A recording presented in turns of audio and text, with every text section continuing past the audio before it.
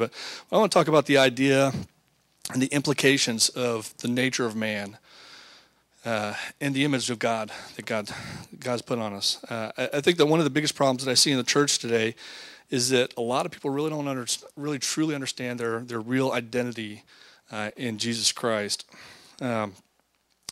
And this idea of the nature of man and who we are in Christ and how we have God's image has some very huge implications on both how we live and view ourselves, but also how we view others around us too. So as I start, I got one short DVD clip that I want to go ahead and throw up, Chip, whenever you're ready, that kind of help illustrate a little bit of some of what I'm going to be talking about here tonight. Because it's awesome.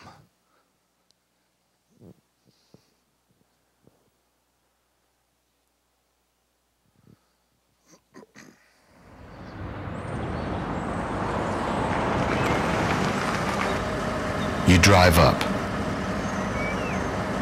You feel uncomfortable. Avoid eye contact. Don't look at him. Wait for an eternity for the light to change. Would it make a difference if you knew he wouldn't buy alcohol? Would it make a difference if you knew he was suffering from a debilitating mental illness?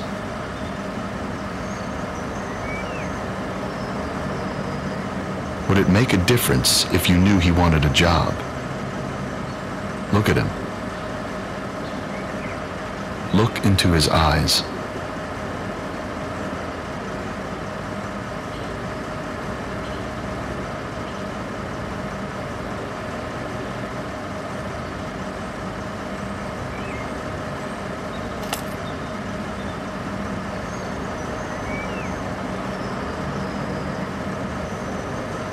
In this short moment, are you brave enough?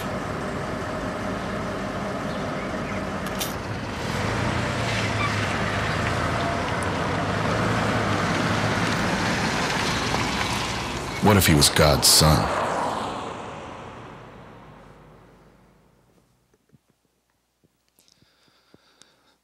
Now, the reason I wanted to show that to you was not so much because I want to try to tell you that we've got to go out and give money to every homeless person that we see, but one thing that I think is really striking in that too is just the idea of how we see people and how we view them.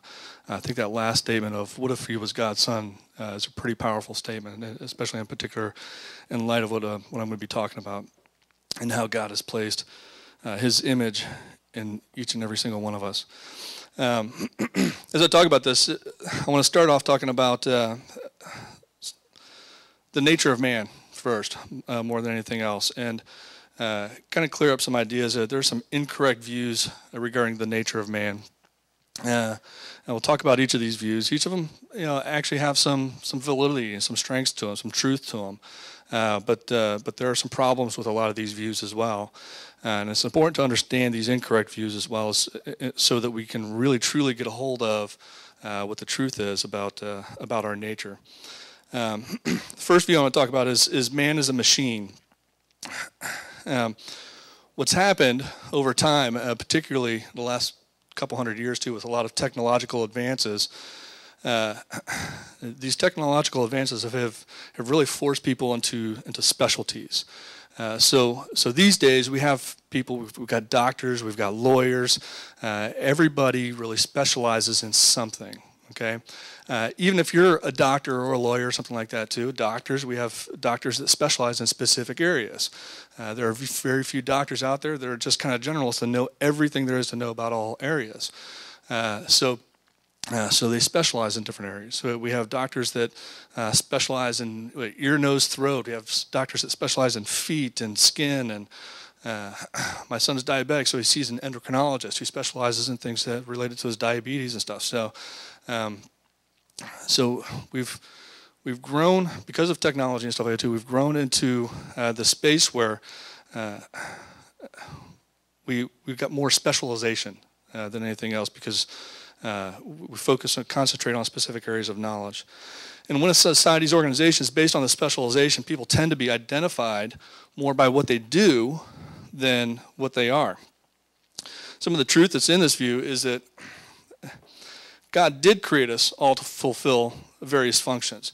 Chandler, if you bring up the first verse, for example, in Ephesians 4:11, one place in the Bible among many, and he gave the apostles, the prophets, the evangelists, the pastors, and teachers. So everybody was created really to fulfill a specific function. We're all different parts of the same body. So there is some truth to this idea that specialization and is somewhat important. But the problem with this view is that if we treat people merely as functional beings and give them value based on what they can do rather than what they are, then we're starting to really distort man's true nature. Okay. Second view is that man is an animal. Some people believe that humans are merely just another slightly more complex or evolved animal, but really ultimately nothing more than just an animal. Okay. Some of the truth in this is that we do share a lot of physical and behavioral characteristics with a lot of animals.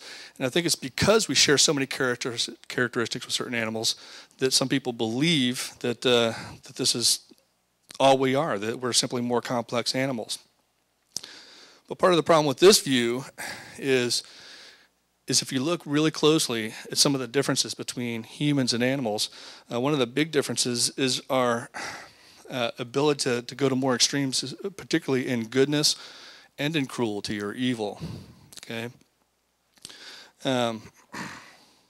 we're able to rise above as humans, rise above our instincts to perform noble and selfless deeds. A good example is people that go to war and die on the behalf of defending their country and people and stuff like that too. Okay, this is not something we see among the animals. So we're capable of doing more good, extreme good. Also, too, people might look at the animals and say, "Oh, but the animals kill, so do people." You know, but animals kill more out of instinct of hunger, right? Whereas people have the ability, are more capable of killing out of hatred and malice and contempt. Okay, so even on the evil side too, we're able to go to a more of an extreme than any of the animals are able to do as well. The third view of the incorrect views that I want to point out too is that man is motivated by certain drives. Okay, Sigmund Freud believed that man could be understood best in terms of his drives. There were some that he focused on more in particular than others. You know, and the truth there is that God has given us certain drives in our lives, okay? But very much like the man as a machine view, if we try to define ourselves purely by these types of drives, then we're distorting man's true nature. Okay.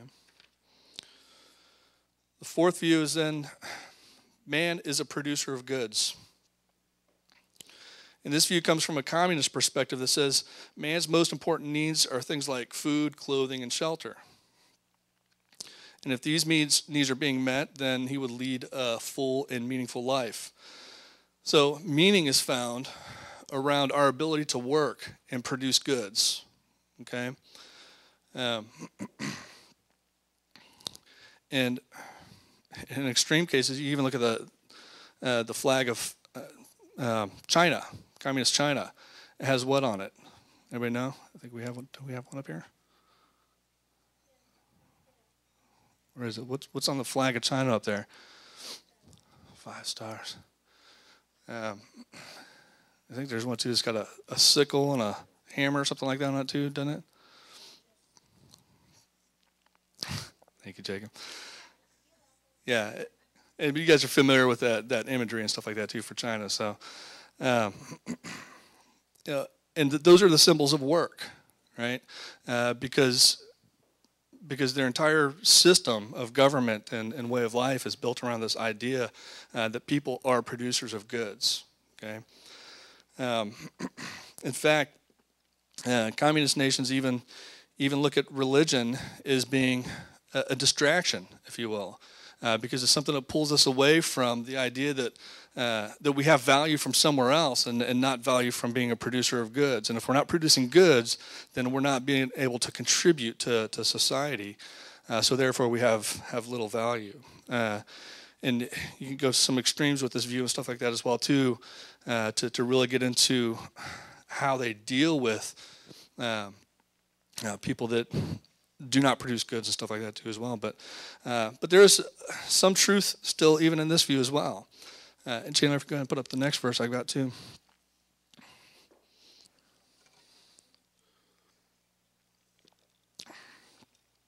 If we look in Acts chapter 4, verse 32 to 35, now the full number of those who believed were of one heart and soul, and no one said that any of the things that belonged to him was his own, but they had everything in common. And with great power the apostles were giving their testimony to the resurrection of the Lord Jesus, and great grace was upon them all. Next, Chandler.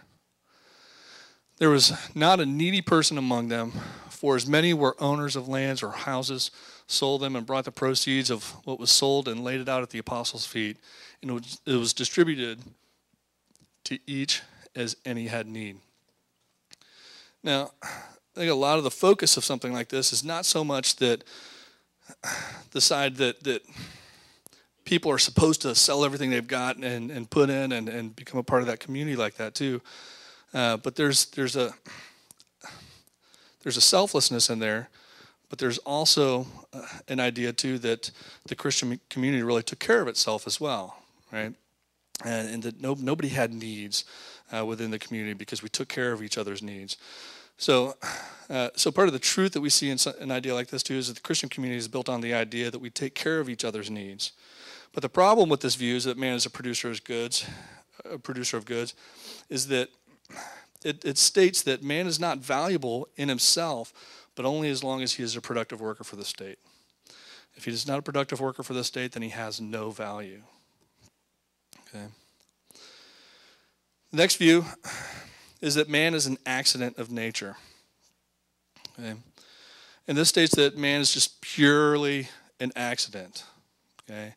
Just a random chance of some chemicals and things and whatever all coming together and resulting in life. And he's a product of chance in a vast and impersonal universe. I need a volunteer for this one. Somebody who's not afraid to come up here for a second and do something for me. I'm actually going to pay you as well. Yeah, come on up. You raise your hand. All right. Everybody give her a big clap. All right. This is a quarter. And when we are done with this, you can keep that quarter. Okay, so you got paid for coming to church tonight. All right. I just want you to flip it. You can catch it if you want. Yeah. All right. What'd you get? All right. Go ahead and flip it again. All right. Cool. Tails? Okay.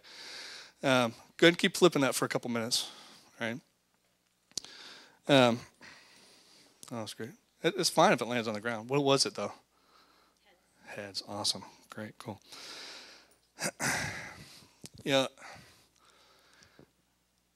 The view of that man is just an accident of nature is about as likely as us waiting for this coin to actually not land on heads or not land on tails, but stand up on its side.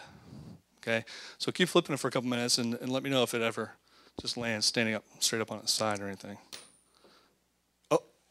Oh. No, it didn't. So, but she could keep flipping this coin for a while, right? And I think we could probably expect that it's not ever going to land on its side. You guys think? What are the odds? Okay. Oh, it rolled for. Okay, when it stopped rolling. Oh, yeah, didn't stay. All right. Well, you can sit down if you want. Yeah, you can keep the cord. Give her a big clap. Okay. And a view like that can end up really leading to to hopelessness and despair, because we see ourselves as these small little tiny beings in this big, vast, infinite universe, and we're all alone and there's nothing there. And it can be a sad place, because a view like that, that we're just a random chance happening, coming from really ultimately nothing, really just leads to nothing. Okay. I try to think about trying to find the truth in a view like that too, and I really couldn't find any, to be honest. But the more I thought about it too, if you think about the odds of human beings existing at all, I think speaks to just how unique we really are in the universe, and our place in the universe and stuff. So, but the problem with the views like this is this based on feelings rather than on sound reasoning, and it leaves God out of the equation.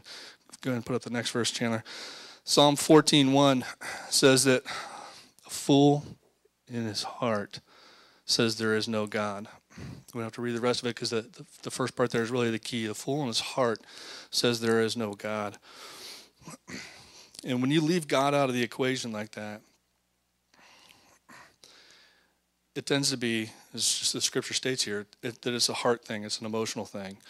It's not something based off of sound reasoning or logic. It's a heart thing. The next view and the last view that I want to point out too